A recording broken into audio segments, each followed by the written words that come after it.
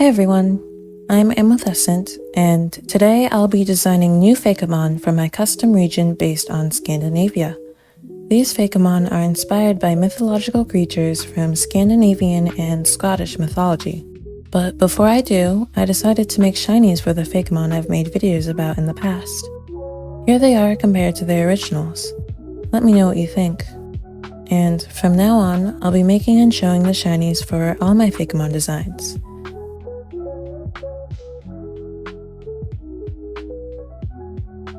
Now, let's get started with the video. The first creature I designed a Fakemon after was the Loch Ness Monster. I'm sure you know of it. The shy and elusive plesiosaur-like creature that resides in Loch Ness. The Loch Ness Monster, or Nessie, is iconic to Scottish folklore. Basically, I can't make a Scandinavian-inspired region without making a Nessie. But you might notice an issue with that, and that is that we kind of already have a Nessie Pokemon, and that's Lapras. Going into designing this Fakemon, I knew that anything I came up with would only look like Lapras, so I decided that this would be as good a time as any to make my very first regional variant. The only problem with that was that I wanted my Fakemon to have 2 stages, but Lapras is a 1-stage Pokemon. At this point, you can probably guess what's coming next, so I'll just say it. Before anything else, I made a pre-evolution for Lapras. I always felt that Lapras should have a pre-evolution anyway, so this was the perfect chance to make one. I referenced the original Lapras a lot when creating this design, taking note of its key features such as its swirly ear things and the darker spots around its body. Regarding the spots, I decided to place more of them around the pre-evolution's body and make them lighter. The idea behind this was the fact that freckles, on a human at least, can sometimes fade with age. I also gave it larger ears and a shorter, rounder snout to really emphasize the baby look. I named it Laplet, and just like its evolved form, it is a water and ice type. And now that I had my base for my regional variants, I could finally start on my designs. Now, since regional variants are usually closely tied to the original versions, I started out by researching Lapras lore. Lapras is a very gentle and helpful Pokemon that is docile and friendly to humans. In the past, this made it an easy target for hunters and therefore was nearly hunted to extinction. However, recent protection efforts have led to Lapras becoming overabundant instead. This was great inspiration for me to go off of, and I started to wonder what it would be like if no protection program was put into place, and Lapras had to adapt. And I'll go into that more later. All you need to know now is that this idea inspired me to make Northern Lapras and Laplet a water and ghost type, which of course inspired my design. For Northern Laplet, I knew I wanted it to be more elusive, similar to how Nessie appears to be, always just out of sight. So, in order to do that, I made its fins and tail longer and its body sleeker, and I removed the shell as well. All this to hopefully make it easier for these regional variants to cut through the water. I also added these cool little ghostly tendrils emitting from its ears. The idea is that this mist helps to conceal it in the waters. I also made it wear a skull, and yes, this is inspired by Cubone, and the lore behind it is similar as well. You might also be able to recognize what Pokemon this skull would belong to. Again, I'll go more into that later. Next is Northern Lapras. I took a similar approach with it as I did with Northern Laplet. I made its fins and tail much longer and its body thinner. I extended the ghostly tendrils and added one to the tail as well. One of my favorite features I added to this design is the horn. Normal Lapras already has a bit of a horn, but it's clearly not supposed to be very offensive. But for my regional variant, it makes sense that it would develop more of a horn to use as a weapon against those that seek to harm it. And with all of that, meet Northern Laplet, the shy Fakemon, and Northern Lapras, the elusive Fakemon, both water and ghost types. About 100 or so years ago, Laplet and Lapras were abundant in the Njorva region. However, due to their friendly nature, they were quickly hunted to near extinction. With nothing else to do, Laplet and Lapras had to adapt and evolve to survive in the harsh environment. They became shy and elusive, evolving distinct appearances and moves to help them stay hidden and defend themselves. Despite this, the area where Laplet and Lapras like to make their home have become barren and lifeless.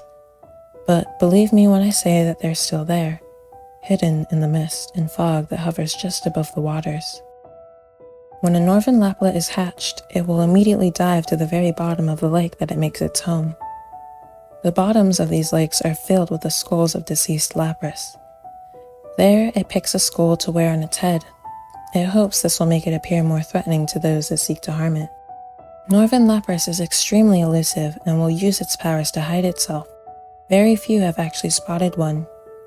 After hundreds of years of hunting, Northern Lapras has grown very distrusting of humanity and may become very violent at just the sight of a person. It takes a lot of work to get a Northern Lapras to trust you, but once it does, it will fiercely protect you. And that's all for Northern Laplet and Lapras. Here is normal Laplet as well, in case you want to see it again. The next mythical creature I will be basing my next Fakemon line on is honestly one of my favorites, and that's the Kelpie. No, not the dog Kelpie, the horse Kelpie. Why is it one of my favorites? Because it looks cool and creepy, and I love things that look cool and creepy. So I wanted to lean into that for my design. Now, Kelpies are mythological creatures from Scottish mythology. They are shape-shifting water spirits that most often appear as beautiful black horses by the shore. Although, if you look up Mythical Kelpie on Google, it'll come up with pictures that more so look like a decayed zombie horse or a mermaid horse. Kelpies like to hang out around rivers and lakes, and their goal is to lure humans onto their backs so that they can drag them underwater and drown them. And apparently, once you touch a Kelpie, you can't let go. Before I started on the actual visual design, I knew I wanted this line to be a water and ghost type. The issue with that is that Northern Laplet and Lapras is a water and ghost type, and I didn't want to have two water ghost types in one video. I wanted more variety. But I wasn't sure exactly what to do since the Kelpie had such a strong tie to water, and it's creepy like a ghost type would be. But I needed to get drawing, so I put that aside to work on my designs. For the first stage, I wanted it to look cute but creepy. I really liked the idea of a zombie horse, so that was the vibe I was going for. Also, for some reason, I had the idea of giving the final stage a skull head.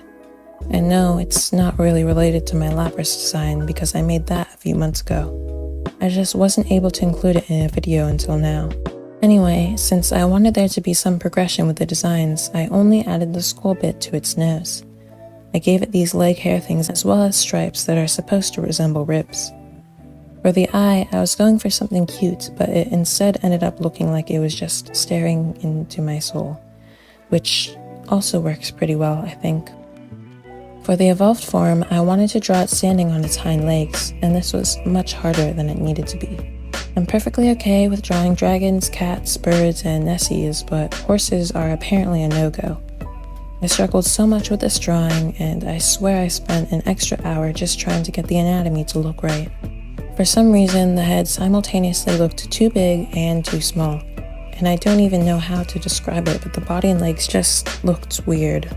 I gave it a much longer mane, tail, and leg hair because I was going for an overgrown look. I made the stripes pointier and added plants in its hair as well. And of course, I gave it the full skull that had prompted the design idea in the first place. When I was finished with both designs, I took a good hard look at both of them and realized something. They don't look like water types at all. In fact, they look more like ghost dark types. And when I showed these artworks to a few people and asked what types they thought the Fakemon were, they immediately said the same thing I was thinking. So despite the Kelpie having strong ties to water, I decided to go with a ghost dark typing. And so, this is Kelpin, the eerie horse Fakemon. It's a ghost and dark type. Kelpin likes to play tricks on people, but at its current stage, it's not powerful enough to create illusions the same way that its evolved form can. Instead, it finds other ways to mess with people. This includes following them. Sometimes it will follow its target from far enough away that it can't be spotted, only heard. Other times it follows close behind so it can be seen, and then it just stares, unblinking. Kelpin evolves into Ensmire, the illusion Fakemon. It's also a ghost and dark type. Ensmire has the ability to create illusions around itself to appear like a different Pokemon, or even people. However, these illusions are just that. Once Ensmire is touched, the illusion disappears. But as soon as it is touched, its tentacle-like mane lashes out, wrapping around its target and allowing Ensmire to drag them beneath the water to drown. There's also something off about Enspire's illusions, however. If the Pokemon or person it chooses to look like has hair or fur, it will always be stringy and dripping wet, and its eyes will always appear empty. Ensmire are largely solo Fakemon and are highly territorial. They often live near rivers and lakes. The last mythological creature I will be basing my last Fakemon is not actually a mythical creature at all. In fact, it's a very real berry. You heard right. Berry. Although I'm sure you could call it mythical in a way, considering its rarity and nature. Plus, I just really wanted to make a humanoid plant Fakemon for some reason. So this Fakemon line is inspired by the Cloudberry. The Cloudberry goes by many names and is even sometimes referred to as Arctic gold. It is prized in cultures and cuisines in Scandinavia, and is even considered to be a national delicacy in Norway and Finland. It is an excellent source of vitamin C and was historically used to prevent and treat scurvy. The roots and leaves were also used for additional medicinal purposes. Cloudberries are extremely rare as they can take up to 7 years to become ready to bear fruit. Now, you'll notice something different about this first speed paint, and that is that it starts as traditional art. A few months ago, I was bored and wanted to test my design skills with Fakemon, so I went to ChatGPT and asked for some quick ideas that I could use to get my brain started. Then I quickly designed 4 different plant-inspired Fakemon. I didn't really plan to make any of them into full designs, but I ended up liking the last one a lot. I just didn't have the time or motivation to fully develop it, including the research, coloring, and lore, until I made this video. So for this first stage, I mostly just traced over what I had before with some minor changes, such as making the arms smaller and wider and giving it more of a neck. Then I colored it. I really tried to work with the colors of the Cloudberry, but just didn't really like it. It could be because I just don't really like orange and yellow. I eventually decided on a color scheme more on the pink side, since I knew I wanted this evolutionary line to be a grass fairy type. This is probably a good time to mention that this evolutionary line was also partially inspired by some of my favorite Pokemon, Gardevoir and Steenee. I may have mentioned it before, but I tend to like the humanoid and feminine Pokemon, so I really wanted to make one of my own. You can probably see the influence of Steenee in the first and second stage, as both have this kind of berry skirt dress, although I hope my designs are still distinct enough. The second and the third stage were both something I struggled a lot with. In the first phases of the drawing process, they just didn't really look like Pokemon to me. I think the issue was that I'm just so used to drawing humans and humanoids in my style that it was just leaking over to these drawings. For this particular design, I ended up going through 3 different ideas for the body, 2 ideas for the hair, and 2 for the eyes. You've probably noticed by now, if you've watched my other videos, that when designing a character, I only really do one pass, whereas professional character designers usually go through multiple passes before landing on the final design. I really should do the same, but I never really feel the need to because I typically like the first design I come up with, but that wasn't the case here. Finally, the third stage. Like I said before, I struggled with this one, but I didn't struggle nearly as much as I did with the previous stage. I was going for a humanoid priestess vibe, but I'm not sure if I really achieved that. At first, I tried to give it a body similar to Gardevoir's, but it just looked stupid, so I went for something else. Once again, the hair and eyes just made it look like something other than a Pokemon, but I fixed it, mostly just by changing the shape of both. I made the skirt longer and gave it this shawl-looking thing, and voila, the design was done. I'm not entirely sure if it looks like a Fakemon, so let me know what you think. And so, this is Aromi, the sweet-smelling Fakemon, a grass and fairy type. Aromi is very curious about people and will frequently find opportunities to approach them. It tries to make friends by pulling off one of its drupelets and giving it to others. Oh, drupelets are these little sections on fruits like raspberries and blackberries that make up the entire fruit. These Aromi drupelets are very sweet and highly coveted as they often make for great desserts and jams.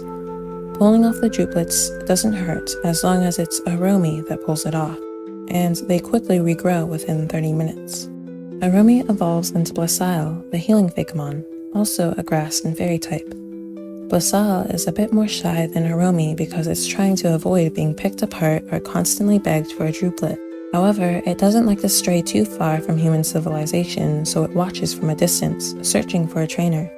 Blasal is very good at determining the intentions of someone's heart, and will seek out a trainer with a kind one. If it finds someone it wants to be its trainer, it will send out a sweet smell to try to lure the trainer closer. Then it will test them to see if they will be a good trainer. Its druplets have minor healing properties. Blasal evolves into Lumara, the benevolent healing Fakemon, also a grass and fairy type. It is extremely rare to see a Lumara, as it usually likes to keep to itself, far from human civilization. It only really chooses to reveal itself to those in great sickness or those with a major injury. Then it will use its healing powers to heal that person or Pokemon.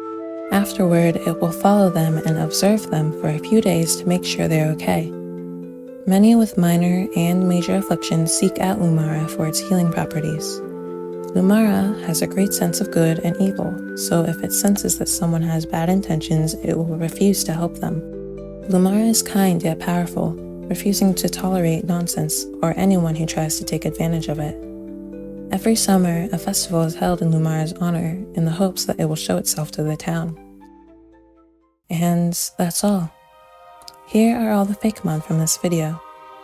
This video was a lot of fun to make, but also a lot of work.